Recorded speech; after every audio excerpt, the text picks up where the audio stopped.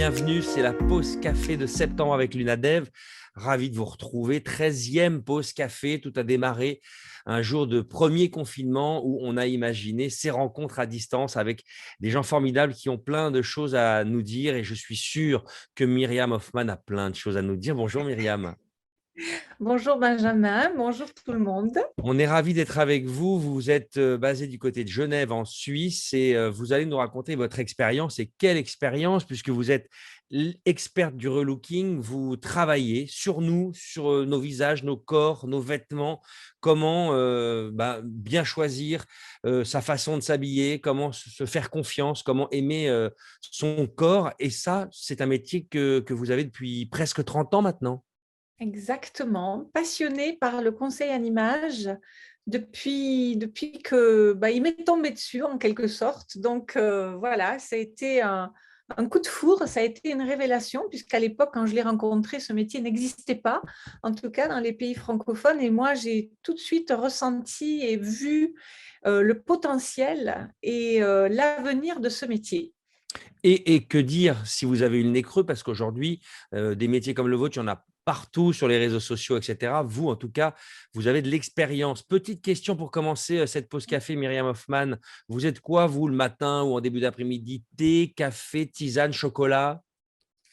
Alors, thé le matin, mais j'adore les tisanes à tout moment.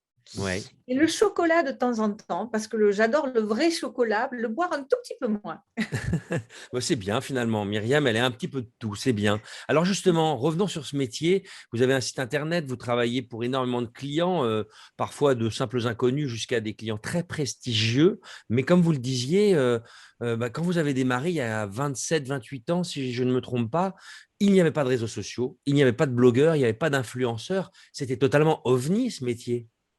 Absolument. Et d'ailleurs, quand je disais ce que je faisais, les gens me regardaient un peu comme ça, de façon douteuse, mais disaient, mais je comprends pas, ça consiste en quoi, tout ça. Et puis quand je leur expliquais, eux, ils imaginaient tout de suite que c'était pour des hommes politiques, pour des gens très connus, mais ils ne pouvaient pas imaginer que ça pouvait être pour le commun des mortels, entre guillemets. Voilà, donc c'était un peu bizarre. Et d'ailleurs, quand j'ai enregistré mon activité dans la commune suisse où j'habitais, la dame, elle m'a dit, vous faites quoi? Qu'est-ce que je mets comme métier? J'ai dit, vous mettez consultante en image. Et elle me dit, en image de quoi? L'image de soi, exactement. Voilà. Alors aujourd'hui, vous avez de l'expérience. J'imagine que vous en avez fait des rencontres incroyables, parfois des gens très Absolument. importants. Oui, oui. De tout type de personnes importants dans divers domaines, de l'art, de l'économie, mais aussi des gens, voilà, de tous les jours, je dirais, et avec des missions aussi très, très, très variées, voilà, des missions très variées. Je dirais, remplir les attentes des gens dans des domaines très différents. Exactement. Ce qui est intéressant, c'est que quels que soient les gens avec lesquels vous avez travaillé, j'imagine que vous avez un message, en tout cas quelque chose qui fonctionne pour tout le monde. C'est quoi le message numéro un que vous essayez de transmettre? Alors, en fait, ça dépend du besoin de la personne, mais je dirais que fondamentalement, c'est... Alors, il peut y avoir la notion de mieux se connaître, parce qu'en fait, on n'est pas éduqué à acheter en se connaissant à la base. C'est-à-dire qu'on est éduqué à acheter parce qu'on nous met des tentations sous le nez, mais on se pose pas la question de savoir si finalement, un, ça nous va bien, et deux, si on en a besoin. Donc, c'est déjà mieux se connaître. Ensuite, c'est pour d'autres personnes, c'est s'accepter, s'aimer de Mhm. façon à se réconcilier avec son corps. Et à partir de là, on repasse par la case de toute façon, mieux se connaître pour mieux s'habiller. Et puis, il y a des personnes, c'est plutôt des considérations, on va dire, plus économiques, c'est-à-dire qu'elles se rendent compte qu'elles ont des garde-robes pleines à craquer et bizarrement, toujours rien à se mettre. C'est fou. Donc, au bout d'un moment, il y a une espèce de déclic de dire, bon, là, ça suffit, il y a un souci, j'ai besoin à nouveau, de mieux me connaître pour mieux savoir acheter. Donc, il peut y avoir une notion, après, il peut aussi y avoir, j'ai oublié, une notion de confiance en soi, c'est-à-dire que suite à burn-out, à des accidents, à des maladies, à des changements de vie, à des divorces, eh bien, c'est de reprendre confiance en soi, c'est de se reconstruire et d'utiliser aussi ce canal qui est l'image de soi pour rebâtir sa confiance en soi. C'est intéressant. En effet, il y a beaucoup, beaucoup de degrés différents. Vous Oui, avez un site aussi qui s'appelle Mademoiselle M, si je ne me trompe pas. oui, Vous oui. parliez justement de gens qui ont des accidents de la vie ou des gens qui ont un handicap aussi à la naissance. On est avec l'UNADEV. Vous avez, j'imagine, parfois rencontré des personnes qui avaient des déficiences visuelles. Absolument. Il m'est eu arrivé de m'occuper de personnes en déficience visuelle. Et là, l'idée, c'est vraiment de les sensibiliser à l'importance de l'image Ouais. et aussi d'être un petit peu leurs yeux. Je me souviens qu'il y avait un jeune homme qui était venu me voir de la France et il avait dit, ben, en fait, c'est comme si c'était mon regard, Myriam. Et donc, c'est aussi éduquer les gens par le toucher, par la connaissance des tissus, du corps. Lorsqu'ils ont vu auparavant, de leur apprendre la notion de colorimétrie, etc. Là, c'est plus. En fait, c'est un petit peu différent si les personnes pouvaient voir avant leur malvoyance ou si elles n'ont jamais vu le vêtement et les couleurs, etc. C'est intéressant sur l'exemple, par exemple, de ce jeune homme ou d'autres personnes que vous avez pu voir qui avaient des déficiences visuelles ou des handicaps. Est-ce que vous avez pu, très concrètement, vérifier le changement entre ce que vous avez pu travailler avec cette personne, l'avant et l'après? Bien oui, parce que c'est déjà faire prendre conscience à la personne que elle a sa beauté, que sa beauté est là, Ouais. avec toutes ses différences, et que elle doit, si la personne est vraiment, je dirais, motivée à mettre sa beauté en valeur, à la faire ressortir, à rayonner, à aussi retrouver confiance en elle, parce que pour certaines, cette perte de la vue peut affecter cette partie-là de leur identité, eh bien, c'est de leur montrer que peu importe, il y a des moyens, il y a des façons de se mettre en valeur par le maquillage pour une femme. Et ça, c'est un vrai défi, hein, d'apprendre à se maquiller quand on ne se Incroyable. voit pas, mais tout le reste, la chevelure, les accessoires, le vêtement, la pédagogie est différente, je dirais, mais finalement, la finalité est absolument la même. Vous êtes en train de me dire, Myriam Hoffman, que par exemple, une femme, puisqu'on parle de maquillage, une femme malvoyante ou carrément non-voyante, à partir du moment où elle a compris tout ça, parce que vous l'accompagnez, une fois qu'elle se maquille alors qu'elle ne peut pas le voir, son visage, sa confiance, sa façon de vivre change. Bien sûr, et ça, je ne pense pas que ce soit propre aux malvoyants. Je pense qu'à partir du moment où, alors c'est vrai que bon, le voyant, entre guillemets, peut se voir dans le miroir, mais le malvoyant qui sait s'il a pris soin de lui-même, euh, par sa coiffure, par son habillement, par le choix de ses accessoires, une femme par le maquillage, c'est que par-delà, il va être vu et perçu différemment et le miroir plus ou moins visible de l'autre va Bien sûr. faire qu'il va se redresser, qu'il va sourire, qu'il sera plus en confiance, qu'il sera plus ouvert. Voilà, tout se passe de façon plus fluide. Il y a une ouverture à l'autre qui se fait. C'est très beau. En préparant cette interview, je me suis promené évidemment sur des articles vous concernant sur votre site. Vous aimez la couleur, hein, Myriam. Oui, Vous êtes je suis souvent fan. très colorée. Vous avez souvent des rouges à lèvres colorés, souvent associés à vos robes. Très bonne question qui nous vient en direct là des membres de l'UNADEV. Comment abordez-vous la colorimétrie avec des non-voyants? Eh bien, comme je vous disais, ça dépend si la personne a connu la couleur avant ou pas. Et je ne vous cache pas que je n'ai jamais eu de malvoyant qui ne l'avait pas connu avant. Donc, je n'ai jamais abordé cette question dans ce sens-là. Alors, Ouais. il faut savoir que la couleur a quand même des. J'en ai discuté d'ailleurs avec une de vos partenaires collaboratrices. Alors, elle n'avait pas la réponse non plus, mais il faut savoir que la couleur, ce sont des longueurs d'onde. Oui. Et je m'interrogeais de savoir justement si une personne malvoyante pouvait éventuellement par une concentration, une méditation, capter les vibrations de la couleur par le toucher. Je ne sais pas si des études ont été faites dans ce sens-là ou pas.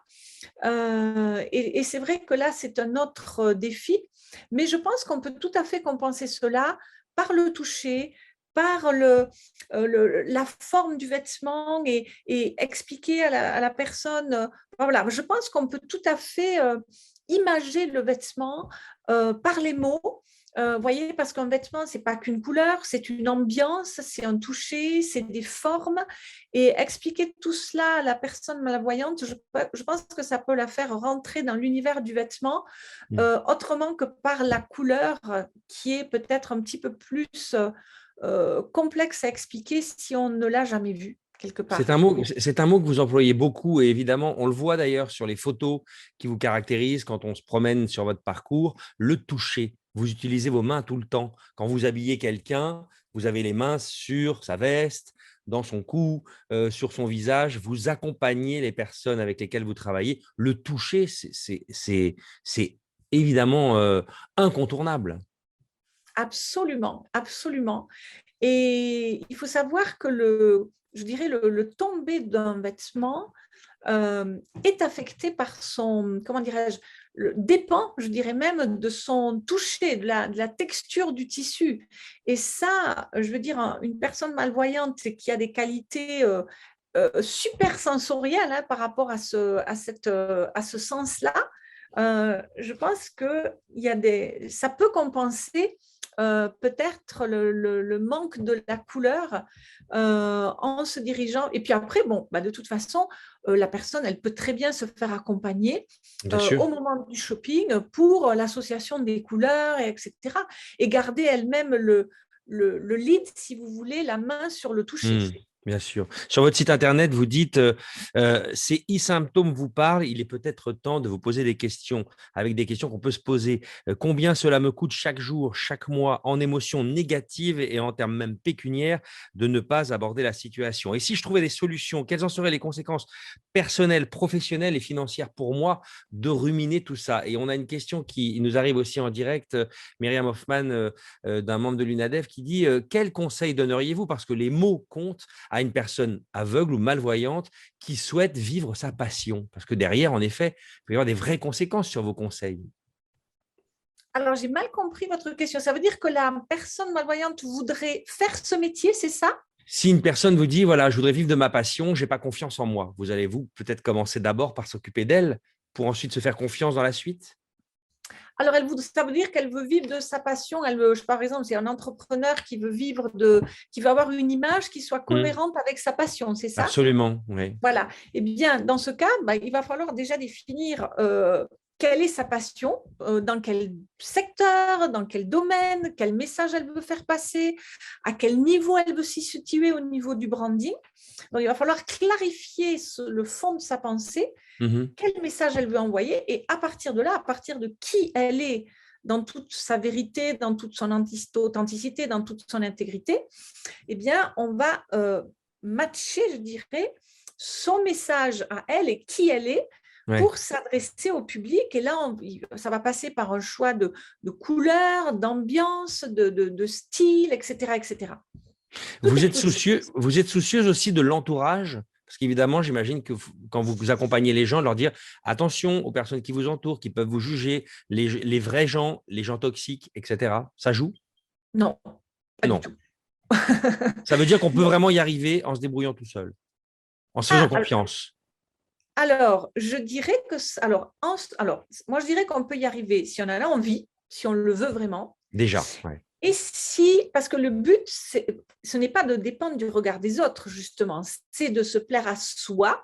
c'est Parce ça. que quand on se plaît à soi et qu'on sait qu'on a tout fait pour se mettre en valeur, le jugement et le regard des autres nous importent peu, ils glissent dessus. Et d'ailleurs, j'irais même au-delà, c'est que quand on rayonne de cette assurance, bah, plus personne ne vient vous challenger et vous dire mais t'es sûr, tu n'aurais pas dû faire ci, ça aurait été mieux si tu venais faire ça. Parce que ben non, c'est vous, c'est une évidence, c'est juste, c'est posé et personne ne vous challenge quoi. Donc c'est magique quelque part. Vous avez écrit un livre qui s'appelle Relooking Therapy. Oui, On est vraiment là-dedans. Ce que vous venez de dire, Absolument, c'est vraiment ça. On se fait confiance soi et naturellement autour, les planètes vont s'aligner. exactement. Vous l'avez, vous l'avez bien formulé. Hem, Ce qui est intéressant à vous entendre aussi, c'est qu'en effet, vous avez pu avoir, parfois des clients prestigieux, mais vous pouvez aussi avoir des chômeurs, hein, je le sais, parce que Oui. vous en parlez. Donc c'est pas une question d'argent. Pas en tout cas, c'est pas un frein. Non, parce que bah, moi, je pars du principe déjà que tout le monde s'habille. Donc, tout le monde doit faire des choix, quel que soit son budget, quel que soit son message, quelle que soit sa mission, quel que soit ce qu'on est venu faire sur cette terre. Donc, on a la responsabilité, s'il y a des personnes qui disent oui, mais l'habit ne fait pas le moine, ça n'a pas d'importance, etc. Même quand on a ce message-là, c'est un message. Si on peut dire mais je m'en fous, ça n'a pas d'importance. Mais c'est un message. Mmh. Donc, même si on pense qu'on est en dehors de ça, on y est quand même. Et, et donc, euh, et donc, je pense que ça touche effectivement tout le monde. Et c'est un outil de communication au même titre que n'importe quel autre outil. On ne peut pas ne pas communiquer, qu'on le veuille ou non. Et autant que cette, cette facette de notre identité, ce reflet de qui nous sommes, eh bien, parle en notre faveur et aligne notre identité à ce qu'on projette, parce que comme ça, le message est beaucoup plus clair.